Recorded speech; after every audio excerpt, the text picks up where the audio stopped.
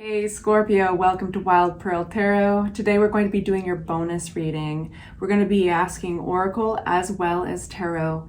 What does Scorpio need to know to benefit their highest good? And whenever you see this, that is when you're supposed to see it. This is meant to be a timeless reading. If you'd like for me to send you my good juju and pray for you, say hi in the comments section, even if it's an emoji. That way I've got something that I can focus on that represents you. And of course, please hit the like button, consider subscribing to the channel. You can always unsubscribe, of course, but it greatly supports the channel, keeps it going, and it helps your fellow Scorpios find it in the algorithm as well. All right, you guys, starting with our Angels of Abundance Oracle deck. What does Scorpio need to know? You get two messages. So I never actually choose the cards. We let them fly out. They choose you, and I simply translate, right? Take a divinely guided chance. All positive change and successful ventures involve a degree of risk, and you are ready to follow your divine guidance to new territories as you leave behind that which is uncomfortable and familiar, but no longer appropriate for you. You make room for new and more meaningful opportunities. Scorpio, you see this little @ symbol on my wrist? It's not supposed to be an at symbol. It's just a really bad tattoo, actually. But it symbolizes the nautilus shell. You know, that classic seashell that goes and has all the compartments if you were to split it down the center. That's a really great analogy for change and how sometimes we have to do that which is so uncomfortable and make ourselves so vulnerable in order to basically build on a new chapter in our lives, so to speak. The nautilus starts out as this tiny little creature feeding on plankton. It's happy in its little home until it gets too chubby for its house. And it has to make this decision, make itself vulnerable to everything in the ocean that could eat it in order to build a new and larger chamber for itself. Also, sealing off the old chamber, never to be able to return, but always carrying it on its back. Think about that for a second. I know you're deep. I'm Pisces. We're sisters, brothers. We're like related here. We're deep. But think about that for a second.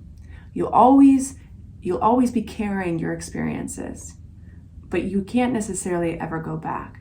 But they are who you are today. They have made you who you are today. It's time to build that new chamber. And if the nautilus does not build that new chamber, it suffocates. So that's change. Here we got conscious consumer. Conscious consumer, you have the power to heal and help the world with your decision to buy only products and services that are ethical and environmentally friendly. Sometimes I wonder who the person is writing these, but we'll look at a broader message. That is a very good advice. As a conscious consumer, you choose to invest in fair trade and organic goods. You live simply and you purchase only that which you need. I have to laugh because, I am near BC, and politically everybody would be like, yeah, organic. I've also spent a lot of time in the South, and there's a lot of people who would be like, I don't really care about organic. It's really expensive. So I would like to make this because I really want everybody to feel like they can relate to this message. Although environmentally friendly, of course, is undoubtedly good, and organic is great, not always affordable for everybody. I'd like to make this a little more universal and speak as if this is an analogy, is like being aware of the energies you're actually working with, right? Being aware of what you're engaging with, consciously engaging with companies, people, even language that you support and that supports you. So I'll leave it at that, and now let's get into the tarot. All right, what does my Scorpios need to know? What do my Scorpios need to know that is going to benefit them, their highest good, when they see this video? Please make it clear. Only taking the cards that fly out. If they fly out in reverse, that's how we read them. Not a bad card to have at the bottom of the deck. The very happy card of the 9 of Cups. All right, for my Scorpio, what do they need to know? Okay, just gonna go like that. Here we have you showing up in your own reading. Queen of Cups. Cool, coming out of a place of disappointment. Beautiful. There is a choice to be made, though. Anything else before we unpack this for my Scorpios? Here we go. Okay.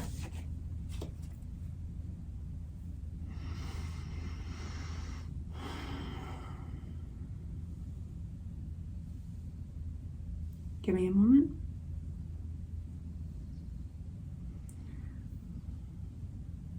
So, I will have to unpack this to get a better understanding. Right now, there is a little bit of a tug-of-war energy. We have a choice that has to be made, and it's not surprising me at all that you got to take a divinely guided chance on change. And we were talking about the Nautilus and how one has to be vulnerable to create new change in their life and leave that comfort zone. Because there is a choice here.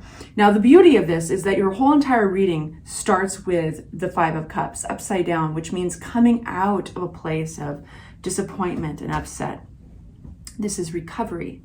But you come out of it and you almost have to go into making a choice right away. And this choice is difficult to make. You may even feel a little bit blind, sighted in the sense that you can't feel like, which way do I go?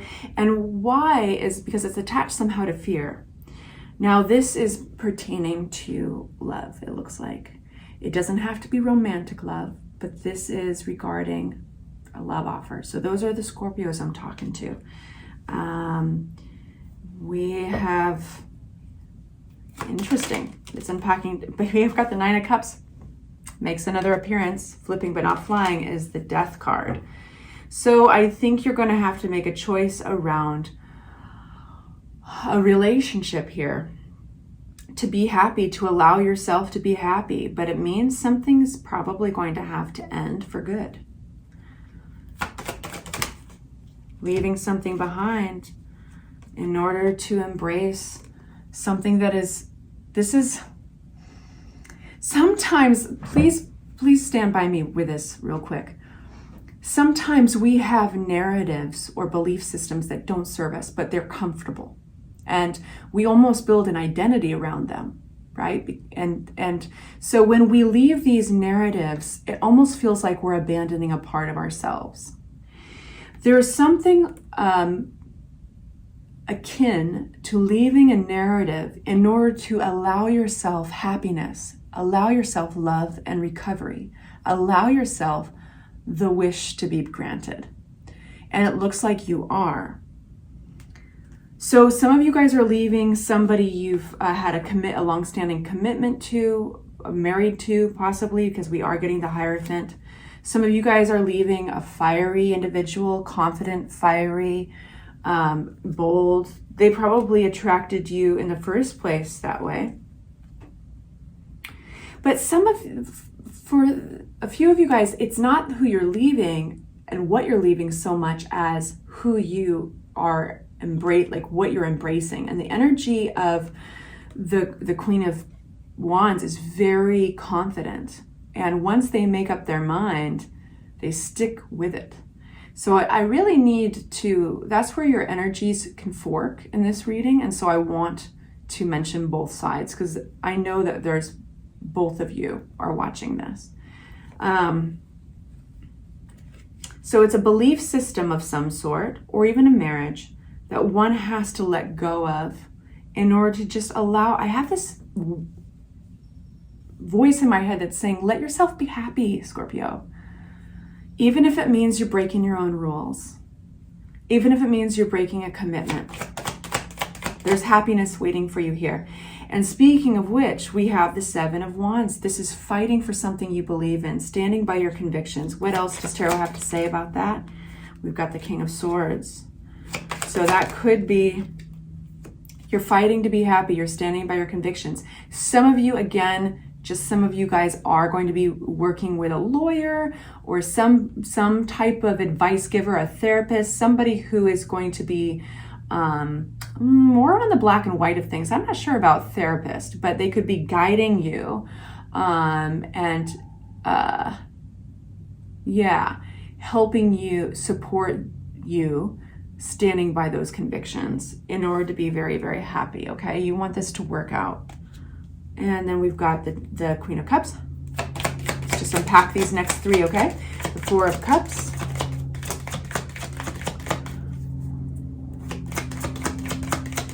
Okay, we're gonna do a different deck. We're done with that one. We've already used quite a few cards, so it doesn't surprise me that Tarot was not responding. That's our Queen of Cups. Here's our Four of Cups. And then our Temperance. All right, coming out of this quiet place, lack of transformation and imbalance. All right, so I'm not talking to myself, I'm just kind of processing for you. Beautiful. Hard work is key. You're about to set sail. You're about to have a very empowering lift into your future. You're going to be embracing new plans, possibly celebrations. It's all about stability going forward. You are willing and capable to work very hard. It's kind of like, I feel like the analogy of a racehorse, you know,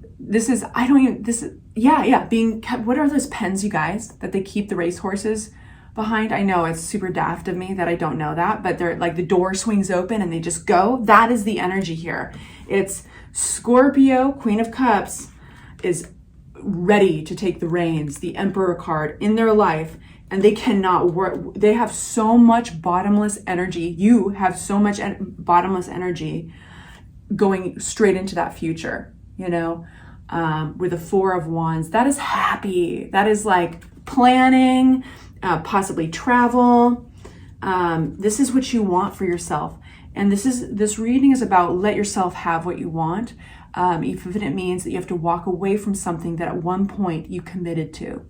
And whether that's a belief system, a commitment to another individual that you can't find happiness with. But this is about getting out of disappointment, my loves. Four of Cups. All right. Coming out of, yeah, it's scary to embrace this kind of independence.